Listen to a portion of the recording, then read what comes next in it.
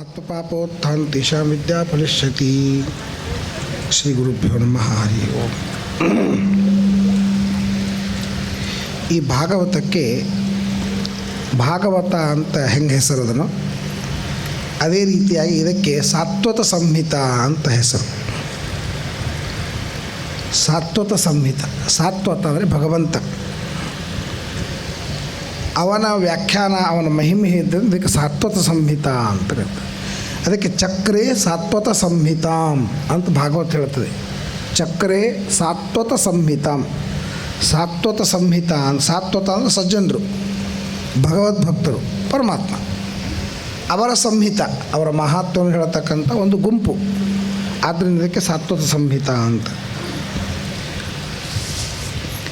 ಇದಕ್ಕೆ ಮಹದಾಖ್ಯಾನ ಅಂತ ಮತ್ತೊಂದು ಹೆಸರು ಭಾಗವತಕ್ಕೆ. ಮಹದಾಖ್ಯಾನಂ, ಅಧ್ಯಗಾತ್ ಮಹದಾಖ್ಯಾನಂ ಅಂತ ಮತ್ತೊಂದು ಕಡೆಗೆ ಇದೇ ಭಾಗವತದೊಳಗೆ ಹೇಳ್ತಾರೆ. ಅಧ್ಯಗಾತ್ ಮಹದಾಖ್ಯಾನಂ. ಮತ್ತು ಭಾಗವತ, ಇದಂ ಭಾಗವತಂ ನಾಮ ಪುರಾಣಂ ಬ್ರಹ್ಮ ಸಂಹಿತಂ ಅಂತ ಹೇಳಿ ಮತ್ತೊಂದು ಹೇಳಿದ್ದಾರೆ. ಇದಕ್ಕೆ ಭಾಗವತ ಅಂತ ಹೆಸರು. ಅನೇಕ ಹೆಸರುಗಳಿಂದ ಶ್ರೀಮದ್ ಭಾಗವತವನ್ನು ಬರೆದರು. ಇದು ಭಾಗವತಕ್ಕೆ ಕರ್ತೃಗಳು ಯಾರು ಅಂತನೋ ಪ್ರಶ್ನೆಗೆ ಉತ್ತರ ಬಂತು. ಈ ಭಾಗವತವನ್ನು ಕೇಳಿದವರು ಯಾರು, ಅವ್ರ ಬಗ್ಗೆ ಪ್ರಶ್ನೆ. ಭಾಗವತವನ್ನು ಕೇಳಿದವರು ಯಾರು? ಪರೀಕ್ಷಿತ್ ರಾಜ. ಅವನು ಯಾರು, ಅವನ ಕಥೆಯೇನು ಅದನ್ನು ಹೇಳ್ತಾರೆ. ಒಂದು ಸಲ ಅಶ್ವತ್ಥಾಮಾಚಾರ್ಯರು ಶಿಬಿರದೊಳಗೆ ಮಲಗಿದ್ದಂತಹ ದ್ರೌಪದಿಯ ಮಕ್ಕಳನ್ನು ಕೊಂದು ಬಿಡುತ್ತಾರೆ. ಸ್ವಾರಸ್ಯ ನೋಡ್ರಿ, ಭಾಗವತವನ್ನು ಹೇಳಬೇಕಾದ್ರೆ ಎಲ್ಲ ಪುರಾಣಗಳ ಅಧ್ಯಯನ ಬೇಕು. ಅಷ್ಟಾದಶ ಪುರಾಣಗಳ ಸಾರರೂಪ ಅಂತಂತ. ಇದರೊಳಗೆ ಈ ದ್ರೌಪದಿಯ ಮಕ್ಕಳನ್ನು ಕೊಲ್ಲಬೇಕಾದ್ರೆ ಒಂದು ಪ್ರಾರಬ್ಧ ಕರ್ಮ ಬೇಕಾ? ಮದುವೆ ಆಗಲಾರ್ದೇನೆ ಅವರು ತೀರ್ಕೊಂಡ್ರು ಅಂದರೆ ಏನು ಕಾರಣ, ಹೆಂಗೆ ತೀರ್ಕೊಂಡ್ರು, ಯಾಕೆ ತೀರ್ಕೊಂಡ್ರು? ಇದು ನಿಮ್ಮ ಮಹಾಭಾರತವಾಗೂ ಬರೋಂಗಿಲ್ಲ, ಭಾಗವತದೊಳಗೂ ಬರೋಂಗಿಲ್ಲ, ಮಾರ್ಕಂಡೇಯ ಪುರಾಣದೊಳಗೆ ಬರ್ತದೆ. ಮಾರ್ಕಂಡೇಯ ಪುರಾಣದೊಳಗೆ ಏನು ಅಂತಂದರೆ ಈ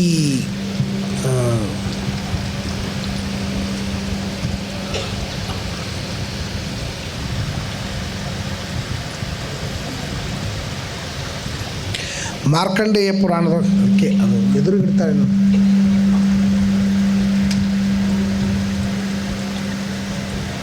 ಅವನಿಗೇನು ಗೊತ್ತಾಗ್ತದೆ ರೀ?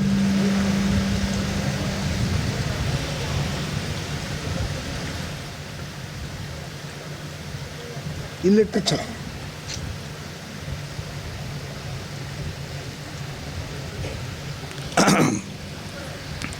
ಮಾರ್ಕಂಡೇಯ ಪುರಾಣದಲ್ಲಿ ಏನು ಬರ್ತದೆ ಅಂತಂದರೆ, ಎದುರುಬೇಕು,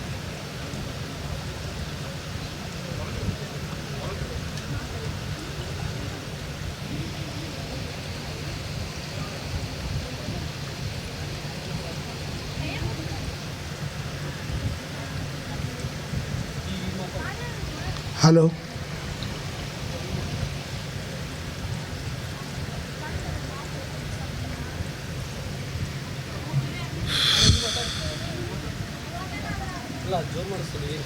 ಜೋರು ಮಾಡಿಸೋದು ಉಪಯೋಗಿಲ್ಲ. ಜೋರು ಮಾಡೋದು ಮಹತ್ವದಲ್ಲ. ನನಗೂ ಕೇಳಿಸ್ಬೇಕು, ನಾನು ಶ್ರೋತ ಆಗು.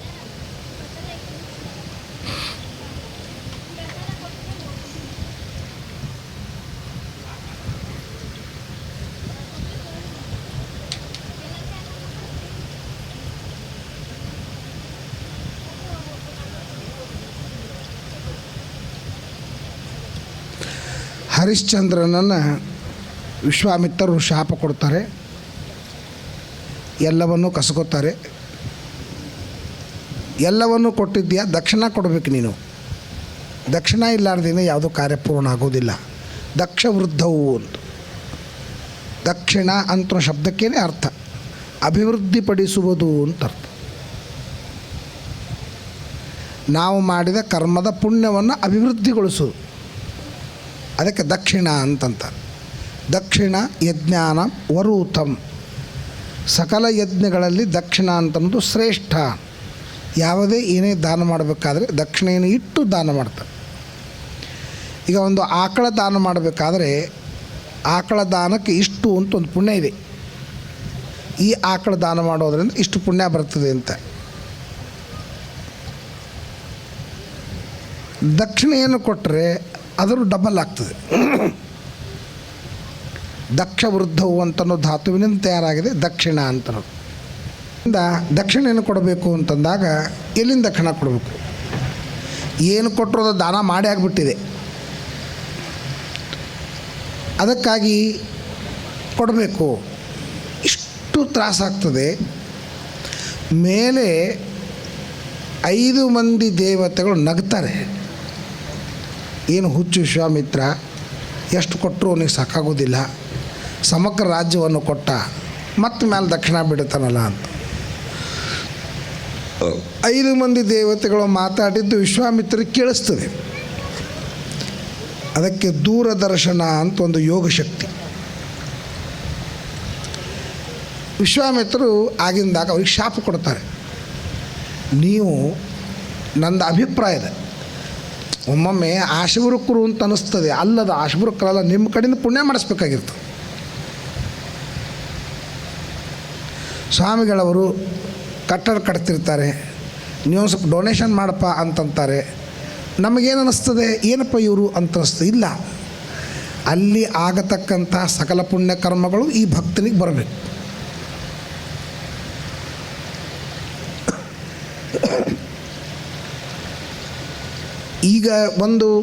ಈಗ ಇಷ್ಟೆಲ್ಲ ಕಾರ್ಯಕ್ರಮ ನಡೀತಾ ಇದೆ. ನಾನು ಏನೋ ಒಂದು ಡೊನೇಷನ್ ಕೊಟ್ಟಿದ್ದೇನೆ. ಈ ಕಾರ್ಯಕ್ರಮದ ಒಂದು ಭಾಗದ ಪುಣ್ಯ ಅವನಿಗೆ ಬರಬೇಕು. ಇನ್ನೊಂದು ನಿಮ್ಮ ಭಾಷಾದೊಳಗೆ ಹೇಳಬೇಕು ಅಂದರೆ ಪಾರ್ಟ್ನರು. ಈ ಕಾರ್ಯಕ್ರಮದ ಪಾರ್ಟ್ನರ್ ನಾನು ಒಬ್ಬ ಪಾರ್ಟ್ ಮಾಡಿದವನು, ನನಗೂ ಒಂದು ಪಾತ್ರ ಇದೆ. ಸೊ ನನಗೂ ಸ್ವಲ್ಪ ಅದರದ್ದು ಪಾಲು ಬರಬೇಕು ಅಂತನ್ನೋದಕ್ಕಾಗಿ ಹೇಳ್ತಾರೆ ಹೊರತು ಆಶಾ ಅಂತನ್ನೋದು ಇದು ಸರ್ವಥ ಅಲ್ಲ. ಆಶಾ ಯಾವಾಗ ಕೇವಲ ತನಗೋಸ್ಕರವಾಗಿ ಇಸ್ಕೊಂಡ್ರೆ, ತನಗೋಸ್ಕರವಾಗಿ ಬಳಸ್ಕೊಂಡ್ರೆ ಮಾತ್ರ ಅದಕ್ಕೆ ಆಶಾ ಅಂತಂತ. ಸಾಮಾಜಿಕವಾಗಿ ಮಾಡ್ತಕ್ಕಂಥ ಕಾರ್ಯಕ್ರಮದಲ್ಲಿ ಅದು ಅಭಿಪ್ರಾಯ ಮೇಲೆ ಹೋಗ್ತದೆ. ನಾವು ಯಾವ ಅಭಿಪ್ರಾಯ ತಿಳ್ಕೊಳ್ತೀವಿ ಅದ್ರ ಮೇಲೆ ಹೋಗ್ತದೆ. ಶಾಪ ಕೊಟ್ಬಿಟ್ರು, ನೀವು ಮದುವೆ ಆಗಲಾರ್ದೇನೆ ಸತ್ತು ಹೋಗ್ಬಿಡ್ರಿ. ಶಾಪ ಮದುವೆ ಆಗಲಾರ್ದೇನೆ ಸತ್ತು ಹೋಗೊಂದು ಶಾಪ ಕೊಟ್ಟದ್ದರಿಂದ ಇವತ್ತು ದ್ರೌಪದಿಯ ಮಕ್ಕಳು ಮದುವೆ ಆಗಲಾರ್ದೇನೆ ಅಶ್ವತ್ಥಾಮಾಚಾರ ಕಡೆಯಿಂದ ಸತ್ತು ಹೋಗ್ಬಿಟ್ಟಿದ್ದಾರೆ. ಸೊ ಇದರ ಲಿಂಕ್ ಮಾರ್ಕಂಡೇಯ ಪುರಾಣದಲ್ಲಿ ಇದೆ. ಇದರೊಳಗೆ ಏನಿದೆ ಅಂದರೆ ಮಹಾಭಾರತದಲ್ಲಿ ಉಲ್ಟಾ ಇದೆ. ಭೀಮ ಬಂದು ಅರ್ಜುನನ್ನು ಅಶ್ವತ್ಥಾಮಾಚಾರ ಹಿಡ್ಕೊಂಡು ಹೋದ ಅಂತ, ಭಾಗವತದಲ್ಲಿ ಅರ್ಜುನ ಹಿಡ್ಕೊಂಡು ಹೋದ ಅಂತ ಬರ್ತದೆ. ಇದು ಯಾವುದು? ಭಾಗವತ ಹಿಡಿಬೇಕಾ ಮಹಾಭಾರತ ಹಿಡಿಬೇಕಾ? ಶ್ರೀಮದಾಚಾರ್ಯ ನಿರ್ಣಯ ಕೊಡ್ತಾರೆ, ಯಾವುದೇ ಕಾಲಕ್ಕೂ ಮಹಾಭಾರತ ಮೊದಲು, ಆಮೇಲೆ ಉಳಿದೆಲ್ಲ. ಮಹಾಭಾರತಕ್ಕೆ ವಿರೋಧಿಯಾಗದೇ ಇದ್ದಂತೆ ಕಥೆಗಳನ್ನು ಜೋಡಿಸ್ಬೇಕು ಅಂತಂತ. ಹಾಗಾದರೆ ಅಶ್ವತ್ಥಾಮಾಚಾರ್ಯರು ಮಕ್ಕಳನ್ನು ಕೊಂದರು, ಓಡಿದರು, ಕೃಷ್ಣ ಅರ್ಜುನ ಇಬ್ಬರು ಹೋದರು, ಅವನು ಹಿಡ್ಕೊಂಬಂದರು, ಅವ ಬ್ರಹ್ಮಾಸ್ತ್ರ ಬಿಟ್ಟ, ಇತ್ಯಾದಿ ಎಲ್ಲ ಕಥೆ ಏನು ಬರ್ತಾವಲ್ಲ, ಇದಕ್ಕೆ ಶ್ರೀಮದಾಚಾರ್ಯ ಅಂತಾರೆ ಸ್ವಪ್ನ ಮೀತತ ಅಂತ.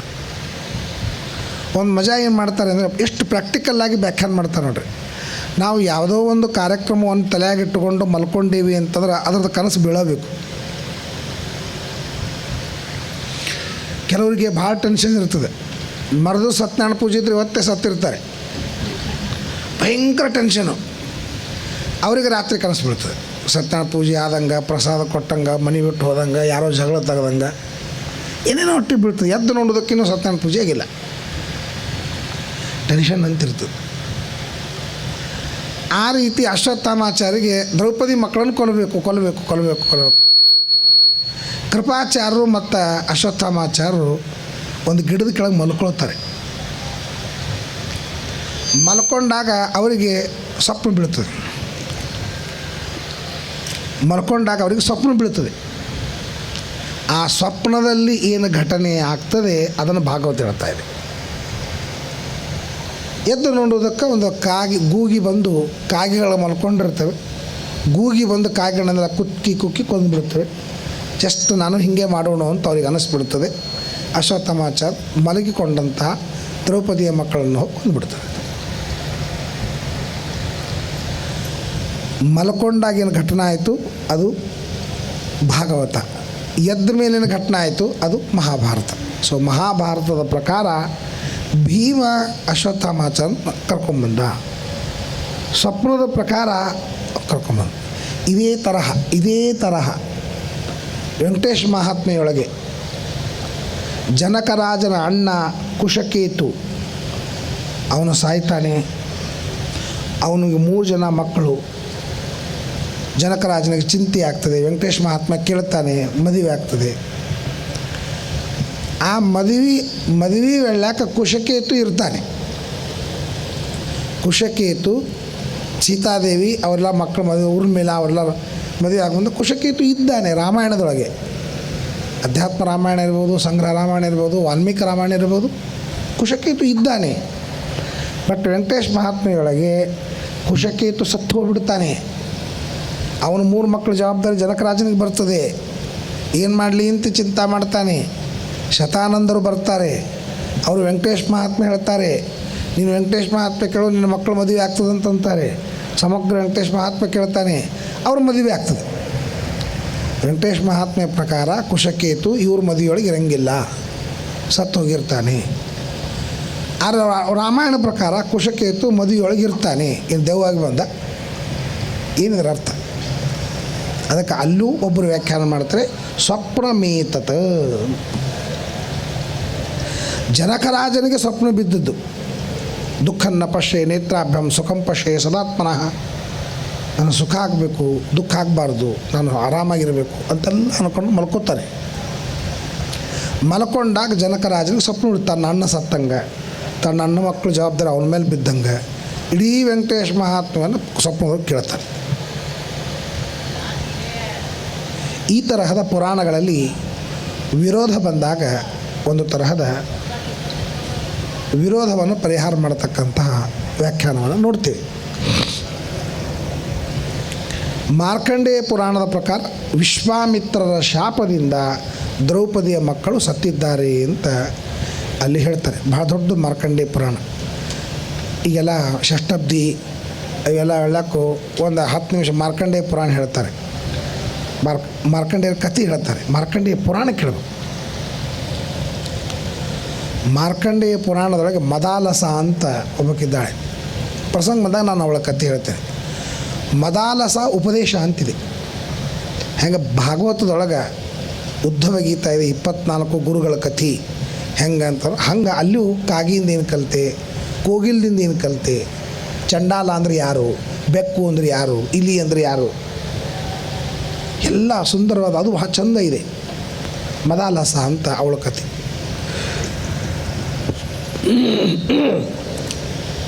ಕೃಷ್ಣ ಕೇಳ್ತಾನೆ ಧರ್ಮರಾಜನ, ಏನು ಮಾಡೋಣ, ಬಿಟ್ಟುಬಿಡು, ಏನು ಹಿಂಸೆ ಮಾಡೋದು ಬೇಡ, ಬ್ರಾಹ್ಮಣ ಇದ್ದಾನೆ.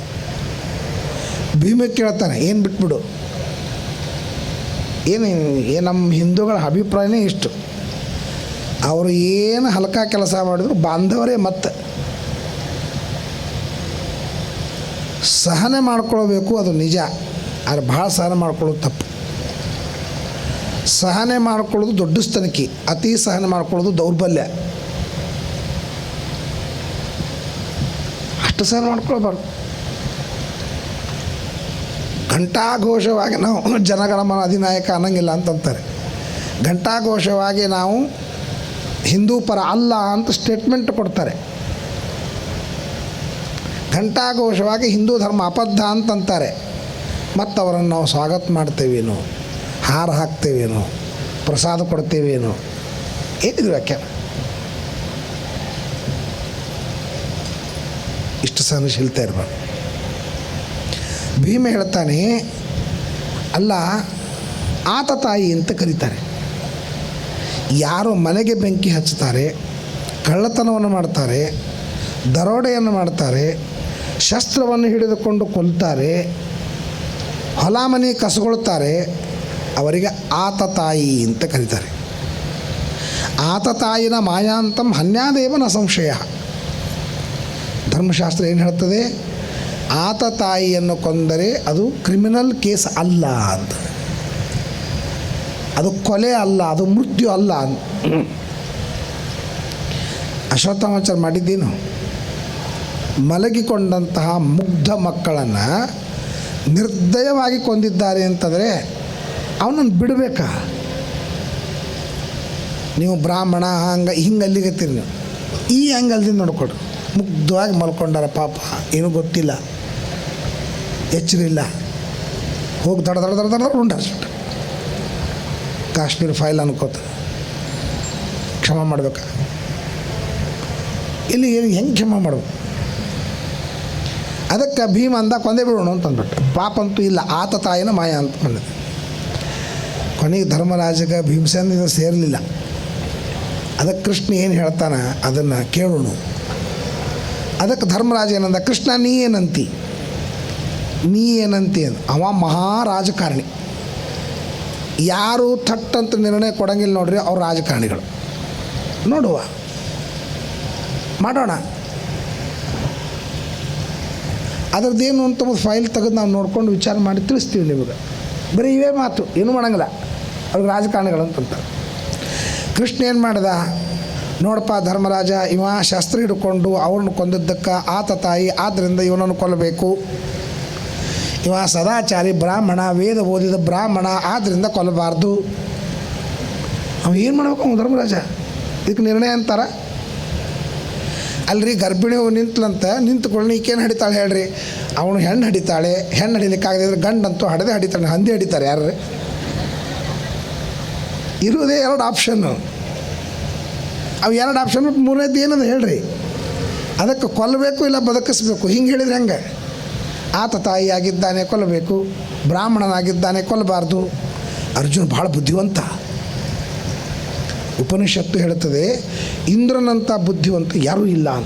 ಯಕ್ಷ ರೂಪದಿಂದ ಪರಮಾತ್ಮ ಬಂದಾಗ ಅಗ್ನಿಗೆ ಅವನು ಯಕ್ಷ ಅಂತ ತಿಳ್ಕೊಳ್ಳಿಕ್ಕಾಗಿಲ್ಲ, ವಾಯುವಿಗೆ ಯಕ್ಷ ಅಂತ ತಿಳ್ಕೊಳ್ಳಿಕ್ಕಾಗಿಲ್ಲ. ಇಂದ್ರಂದ ನಾನೇ ಹೋಗ್ತೀನಿ ನೋಡ್ತಿ, ಯಕ್ಷ ಮಾಯ ಆಗಿಬಿಟ್ಟ. ತಸ್ಮಿನ್ನೇವ ಆಕಾಶೇ ಶ್ರೀಯಮ ಜಗಾಮ. ಅದೇ ಜಾಗ ಪಾರ್ವತಿ ಪ್ರತ್ಯಕ್ಷಳಾಗ್ತಾಳೆ, ಇಂದ್ರನಿಗೆ ಉಪದೇಶ ಮಾಡ್ತಾಳೆ. ಆಗ ಉಪನಿಷತ್ತು ಹೇಳ್ತದೆ, ಯಕ್ಷ ಯಾಕೆ ಮಾಯನಾದ? ಇಂದ್ರ ಬಂದಾಗ ಯಕ್ಷ ಮಾಯ ಯಾಕಾದ ಅಂದರೆ, ಇಂದ್ರ ಬಹಳ ಬುದ್ಧಿವಂತ, ಇವನು ಪರಮಾತ್ಮ ಅಂತ ತಿಳ್ಕೊಂಡ್ಬಿಡ್ತಾನೆ ಅಂತ ಮಾಯ ಆಗಿಬಿಟ್ಟು. ಅಷ್ಟು ಬುದ್ಧಿವಂತ. ಇಂದ್ರನಂಥ ಬುದ್ಧಿವಂತರಿಗೇನೆ ಮೋಹ ತಪ್ಪಲಿಲ್ಲ. ಯುದ್ಧದೊಳಗೆ ಮೋಹಿತನಾಗಿಬಿಟ್ಟ, ಕಾಕಾ ಮಾಮ ಅನ್ಕೋತ ಕೂತ್ಬಿಟ್ಟ. ಅಂಥವನಿಗೂ ಗೀತೋಪದೇಶ ಮಾಡಿ ಬ್ರೈನ್ ವಾಶ್ ಮಾಡಬೇಕಾಯ್ತು ಅರ್ಜುನಿಗೆ. ಬುದ್ಧಿವಂತ. ಕೃಷ್ಣ ಕೊಲ್ಲಬೇಕು ಅಂತನಂದ, ಬಿಡಬೇಕು ಅಂತಂದ. ಅದಕ್ಕೆ ಅವನೇನು ಮಾಡ್ದ? ಅದನ್ನೇ ಮಾಡಿದ. ಬ್ರಾಹ್ಮಣನ ಹತ್ಯೆ ಅಂದರೆ ಏನು? ಅದಕ್ಕೆ ಹೇಳ್ತಾರೆ ವಪನಂ, ದ್ರವಿಣಾದಾನಂ, ಸ್ಥಾನ ನಿರ್ಯಾಪಣಂ ತಥಾ ಏಷ ಹಿ ಬ್ರಹ್ಮಬಂಧೂನಾಂ ವಧ ನಾನ್ಯೋಸ್ಮಿ ದೈಹಿಕ. ತಲೆ ಬೋಳಿಸ್ಬೇಕಂತೆ. ಅದು ಬ್ರಾಹ್ಮಣರಿಗೆ ಅವಮಾನ. ತಲೆ ಬೋಳಿಸೋದು ಮೊನ್ನೆ ಎಲ್ಲರಿಗಿಂತ ಹೆಚ್ಚು ಬೋಳಿಸ್ಕೊಳ್ಳೋರೇ ಅವ್ರ ಬ್ರಾಹ್ಮಣರು. ಮತ್ತೇನು ಅವಮಾನ ಅಂತಲ್ಲ, ಅಪಮಾನ ಮಾಡುವ ದೃಷ್ಟಿಯಿಂದ ತಲೆ ಬೋಳಿಸ್ಬೇಕು. ದ್ರವಿಣಾದಾನಂ, ಅವ್ರ ಹತ್ರ ಏನು ಅದ ಎಲ್ಲ ಕಸ್ಕೊಂಡ್ಬಿಡ್ಬೇಕಂತೆ. ಮೂರನೇದು ಸ್ಥಾನಾನಿರ್ಯಾಪಣಂ ತಥ, ಆ ಜಾಗದಿಂದ ಹೊರಗೆ ಹಾಕ್ಬಿಡ್ಬೇಕಂತ. ಏಷ ಹಿ ಬ್ರಹ್ಮಬಂಧೂನಾಂ ವಧ. ಅದಕ್ಕೆ ಈ ಮೂರೊಳಗೆ ಏನಾದರೂ ವಧ ಮಾಡಿ ಅಂದ್ರೆ ಅವ ಸತ್ತಿರಬೇಕು, ಬದುಕಿರಬೇಕು, ಸತ್ತಿರಬೇಕು, ಬದುಕಿರಬೇಕು. ಕೃಷ್ಣನ ಮಾತನಾಡ್ರಿ. ಅದಕ್ಕೆ ಅವನೇನು ಮಾಡಿದ? ವಪನ ಮಾಡಿಬಿಟ್ಟ. ಮೊದಲೇದ್ದೇ ತೊಗೊಂಡು ಆಪ್ಷನ್ನು ವಪನಂ. ಅವನ ಹಣಿಯಲ್ಲಿ ಒಂದು ಮಣಿ ಇತ್ತು. ಯಾಕೆ ಮಣಿ ಇತ್ತು? ಏನು ಕಾರಣ? ಇದು ಬೇರೆ ಪುರಾಣದವು ಬರ್ತದೆ. ದ್ರೋಣಾಚಾರ್ಯರಿಗೆ ಮಕ್ಕಳಿಲ್ಲ, ತಪಸ್ಸು ಮಾಡಿದರು, ರುದ್ರದೇವರು ಪ್ರತ್ಯಕ್ಷ ಆದರು. ಏನು ಬೇಕು? ಮಗ ಬೇಕು. ಎಂಥ ಮಗ ಬೇಕು? ನಿನ್ನಂಥ ಮಗ ಬೇಕು. ನನ್ನಂಥ ಮಗ ಅಂದ್ರೇನು ನಾನೇ ಅಲ್ಲ ಮತ್ತು. ಹೌದು, ನೀನೇ ನನ್ನ ಮಗ ಬೇಕು. ಆಯ್ತಪ್ಪ ಹೋಗು. ಹಂಗೆಲ್ಲ ಹೇಳಂಗಿಲ್ಲ. ನೀ ನನ್ನ ಮಗ ಅಂತಲ್ಲಿ ಗ್ಯಾರಂಟಿ ಏನು? ಗ್ಯಾರಂಟಿ ವಾರಂಟಿ ಕಾರ್ಡ್ ಇರ್ತಾವಿಲ್ಲ. ನೀನು ನನ್ನ ಮಗ ಅಂತಲ್ಲಿಕ್ಕೆ ಗ್ಯಾರಂಟಿ ಏನು? ಅದಕ್ಕೆ ರುದ್ರದೇವರು ಹೇಳಿದರು, ನೀನು ಕೂಸು ಹುಟ್ಟಿದ ಕೂಡಲೇ ಕೂಸಿನ ತಲೆಯೊಳಗೆ ಒಂದು ಮಣಿ ಇರ್ತದೆ. ಆ ಮಣಿ ಇತ್ತು ಅಂದ್ರೆ ನಾನೇ ಹುಟ್ಟೀನಿ ಅಂತ ತಿಳ್ಕೊ ಅಂತ. ಆ ದೃಷ್ಟಿಯಲ್ಲಿ ರುದ್ರದೇವರು ನಾನೇ ಅಶ್ವತ್ಥಾಮ ಅಂತನ್ನೋದನ್ನು ತಿಳಿಸ್ಲಿಕ್ಕಾಗಿ ಇಟ್ಟು ಕಳಿಸಿದಂತಹ ಒಂದು ಮಣಿ. ಆ ಮಣಿಗೆ ಶೆಕೆ ಆಗ್ತಿರಂಗಿಲ್ಲ, ಚಳಿ ಆಗ್ತಿರಂಗಿಲ್ಲ, ಹಸುವಿನ ಎರಡಕ್ಕೆ ಆಗ್ತಿರಂಗಿಲ್ಲ, ಶ್ರಮ ಆಗ್ತಿರಂಗಿಲ್ಲ, ವೃದ್ಧಾಪ್ಯ ಬರ್ತಿರಂಗಿಲ್ಲ, ಆಯಾಸ ಆಗ್ತಿರಂಗಿಲ್ಲ. ಏನೇನು ಒಳ್ಳೆಯದು ಬೇಕು ಅದೆಲ್ಲ ಆ ಮಣಿಯ ಪ್ರಭಾವದಿಂದ ಇರ್ತದೆ. ಅದಕ್ಕೇನು ಮಾಡಿದ, ಆ ಮಣಿಯನ್ನು ಕಸ್ಕೊಂಡ್ಬಿಟ್ಟ. ಹಸುವಿನ ಎರಡಕ್ಕೆ ಪ್ರಾರಂಭ ಆಯಿತು. ಈಗ ನಾನು ಮುಂಜಾನೆ 9ಕ್ಕೆ ಶುರು ಮಾಡೀನಿ. ನಿಮಗೆ ಫಳಾರಕ್ಕೆ ಕಳಿಸದೆ ಇದ್ರೆ ಈಗ ನನ್ನ ಹಣೆ ಬರ ಏನಾಗ್ತೈತೆ ಹೇಳ್ರಿ. ಅಲ್ಲಿ ಒಬ್ಬೊಬ್ಬರ ಶಾಪ ಆದ್ರೆ ಕೂತವ್ರದ್ದೆಲ್ಲ ಶಾಪ ನನಗೆ ಆಗ್ತಿತ್ತು. ಯಾಕೆ? ಹಸಿವಿ. ಈಗ ನಮ್ಮ ಹುಬ್ಬಳ್ಳಿಯಾಗ ನನ್ನ ಮೊದಲು ಭಾಳ ಪ್ರವಚನಗಳಾಗ್ತಿದ್ದು. ಈಗ ನಂದೆಲ್ಲ ಪ್ರವಚನ 15-5 ನಿಮಿಷ. ಯಾಕಂದ್ರೆ ನಾವು ದೊಡ್ಡ ಆಚಾರ್ಯ ಹುಬ್ಬಳ್ಳಿಯಾಗ. ನಾನು ಎದಕ್ಕೆ ಕರೀತಾರೆ ಅಂದ್ರೆ ಅಧ್ಯಕ್ಷಿ ಭಾಷಣ, ಕೊನೆ ಭಾಷಣ. ಟೀಕಾರ ಯಾರಾರ್ದನ ಇರ್ಬೋದು, ಯಾರಾರ್ದನ ಇರ್ಬೋದು. ಅವರು ಎಲ್ಲ ಪಂಡಿತರು 10 ನಿಮಿಷ ಕೊಟ್ಟರು, 20 ನಿಮಿಷ ಹೇಳೋದು, ಅರ್ಧ ತಾಸು ಕೊಟ್ಟು 1 ತಾಸು ಹೇಳೋದು. ಎಲ್ಲ ಅಂತಾರಲ್ಲ, ಪಂಡಿತರಿಗೆ ಮೈಕ, ಮಕ್ಕಳಿಗೆ ಬೈಕ ಸಿಗಬಾರ್ದು ಅಂತಂದು ಅಂದಂಗೆ ಜಗ್ಗಿ ಹೊಡೆದಿರ್ತಾರಲ್ಲ. ಇನ್ನು ಕೂತವರಿಗೆ ಹಸಿವಾಗಿರ್ತದೆ. ಅಡುಗೆ ಹುಳಿ ವಾಸ ಹೊರಗೆ ಹಾಕಿಬಿಟ್ಟಿರ್ತಾನೆ. ಕೂತಾಗೆಲ್ಲ ಘಮ್ಮಂತ ಹುಳಿ ವಾಸ ಬರ್ತಿರ್ತದೆ. ಆಗ ನಾನು ಬರ್ತೀನಿ, ಲಾಸ್ಟ್ ಇರ್ತದೆ ನನ್ನ ಪ್ರವಚನ. ನಾನು ಹೆಂಗೆ ನೋಡ್ತಾರೆ ರೀ,